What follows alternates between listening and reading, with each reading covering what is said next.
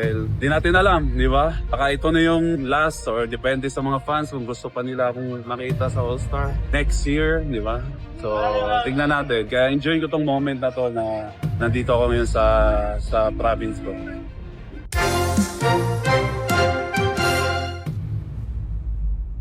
Ang viral na proposal video ni Bimby Aquino at Raisa Medizon at ang kontrobersyal na reaksyon ng dating basketballistang si James Yap. Magandang araw sa ating lahat at malugod na pagtanggap sa aming opisyal na ulat balita ngayong araw. Mabilis na kumalat sa buong bansa at nagdulot ng napakalaking ugong sa mundo ng industriya ng aliwan ang balita tungkol sa hindi inaasahang pagtatagpo at pagsasama sa isang pampublikong proyekto ng mga kilalang kabataan na sina Bimby Aquino at Raisa Medizon. Ang nasabing kaganapan ay nagsimula nang magpalabas ang dalawa ng isang natatagpuan at nakakaaliw na video kung saan makikita ang isang tila totoong proposal setup na agad na pumatok sa libo-libong mga netizens sa iba't ibang social media platforms. Ang pambihirang tambalang ito ay hindi lamang nagdulot ng labis na kasiyahan sa kanilang mga tagahanga, kundi nagbukas din ng napakaraming haka-haka ukol sa tunay na estado ng kanilang relasyon at sa hinaharap ng kanilang mga karera sa larangan ng showbiz. Sa kabila ng positibong pagtanggap at malawakang suporta ng publiko sa nasabing kolaborasyon, hindi naman inaasahan ng marami na maglalabas ng formal na salita ang dating profesional na manlalaro ng basketball na si James Yap upang magbigay ng kanyang personal na reaksyon ukol sa kumakalat na balita na kinasasangkutan ng kanyang anak. Ang mga pahayag na ibinahagi ng kilalang atleta ay agad na pinalabas ng mga kritiko at tagamasid ng industriya bilang isang tago ngunit matalim na mensahe. Sa pananaw ng marami, ang kanyang mga salita ay nagbibigay ng pahiwatig sa kanyang saloobin tungkol sa maagang pagkakasangkot ng kanyang anak sa mga usaping pag-ibig at sa patuloy na ingay na nililikha nito sa pampublikong espasyo ng media at libangan. Dahil sa panibagong kaganapang ito, marami sa mga taga-subaybay ng mundo ng showbiz ang mabilis na nagtaas ng mga katanungan hinggil sa tunay na motibo sa likod ng naging reaksyon ng dating atleta. Naitanong ng marami kung ang reaksyong ito mula kay James Yap ay nagmumula sa isang tunay at taos-pusong pag-aalala ng isang ama para sa kapakanan at kaligtasan ng kanyang anak mula sa mga panganib ng maagang kasikatan. Sa kabilang banda, may mga nagsasabi rin na baka ito ay isa lamang pagnanais na manatiling kaugnay sa mga pangunahing usapin ngayong patuloy na umaani ng napakataas na antas ng atensyon at kasikatan ang kanyang anak sa gitna ng modernong henerasyon. Kung babalikan ang kasaysayan ng pamumuhay at pagpapalaki sa pamilya, kapansin-pansin ang napakalaking pagkakaiba ng estilo ng paggabay ni James Yap kumpara sa pampublikong pamamaraan na ipinakita ng ina ni Bimby na si Kris Aquino. Ang tinaguriang Queen of All Media ay kilalang-kilala sa kanyang hayag, bukas, at walang itinatagong pakikipag-usap sa media ukol sa buhay, kalusugan, at mga desisyon ng kanyang mga anak. Ang ganitong magkataliwas na pananaw at pamamaraan ng pagpapalaki ay muling naghatid ng talakayan sa publiko ukol sa kung alin ba sa dalawang estilo ang mas nakabubuti para sa isang kabataang lumalaki sa harap ng mga kamera at mata ng lipunan. Ang patuloy na pag-usbong ng balitang ito ay nagdulot ng napakalaking talakayan sa iba't ibang pamayanan sa internet at sa mga tahanang Pilipino. Ang bawat salitang binitiwan ng dating manlalaro ng basketball ay patuloy na sinusuri ng may masusing pag-aaral ng mga dalubhasa sa larangan ng showbiz upang makita kung may mas malalim pa itong kahulugan na naukol sa kanyang kasalukuyang relasyon sa kanyang anak.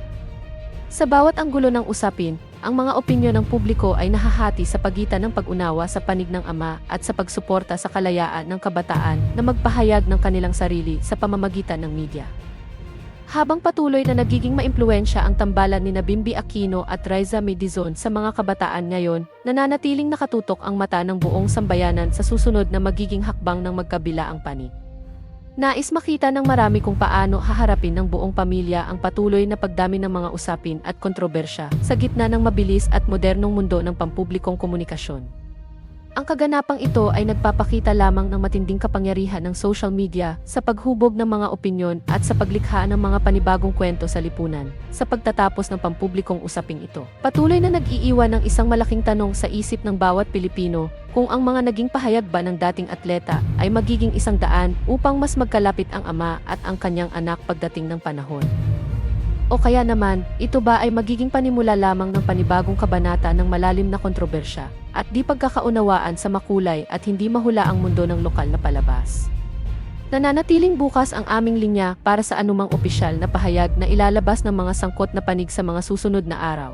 para sa karagdagang pagsusuri sa kontrobersyang ito. Mahalagang tingnan din ang naging gampani ng mga tagahanga sa mabilis na pagkalat ng balita. Sa modernong panahon ng teknolohiya, ang bawat galaw ng mga sikat na personalidad ay agad na binibigyan ng iba't ibang interpretasyon ng mga gumagamit ng internet. Ang ginawang proposal video ni Bimby at Riza May, bagamat lumalabas na isang malikhain at katang-isip na nilalaman lamang para sa entertainment, ay mabilis na kinalap at ginawa ng iba't ibang kwento ng mga content creators. Ang ganitong uri ng mabilis na pagkalat ng impormasyon ay nagpapakita kung gaano kadaling magbago ang takbo ng usapin mula sa isang simpleng biruan patungo sa isang seryosong pambansang talakayan. Ang usaping ito ay nagbukas din ng mas malalim na diskurso tungkol sa responsibilidad ng mga magulang na may mga anak sa mundo ng industriya ng aliwan. Maraming mga psikolohista at mga tagamasid ng lipunan ang nagbigay ng kanilang pananaw ukol sa epekto ng maagang paglantad ng mga kabataan sa pampublikong atensyon. Ang reaksyon ni James Yap, maging ito man ay masama o mabuti sa mata ng nakararami, ay nagpapakita ng natural na saloobin ng isang magulang na nakakakita ng mga pagbabago sa buhay ng kanyang anak. Ang labanan ng magkakaibang pananaw sa pagpapalaki ng anak sa gitna ng kasikatan ay isang paksang patuloy na magbibigay ng aral at talakayan sa ating lipunan, sa gitna ng lahat ng ingay at mga haka-haka. Nananatiling tahimik ang kampo ng mga kabataan habang patuloy nilang ginagampanan ang kanilang mga tungkulin sa industriya.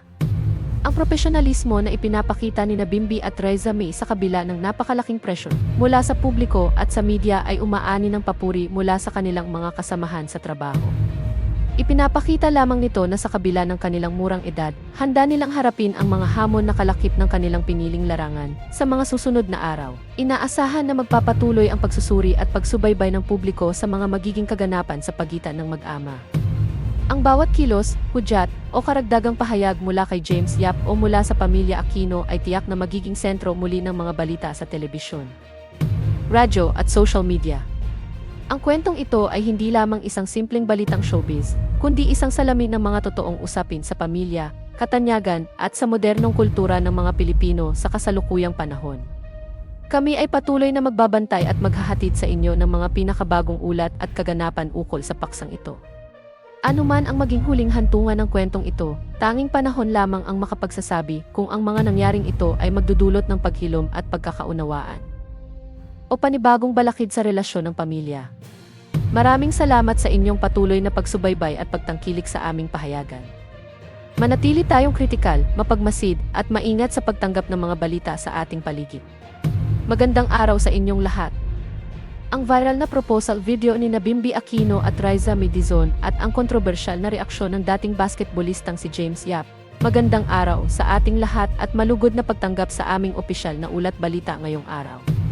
Mabilis na kumalat sa buong bansa at nagdulot ng napakalaking ugong sa mundo ng industriya ng aliwan ang balita tungkol sa hindi inaasahang pagtatagpo at pagsasama sa isang pampublikong proyekto ng mga kilalang kabataan na sina Bimby Aquino at Riza May.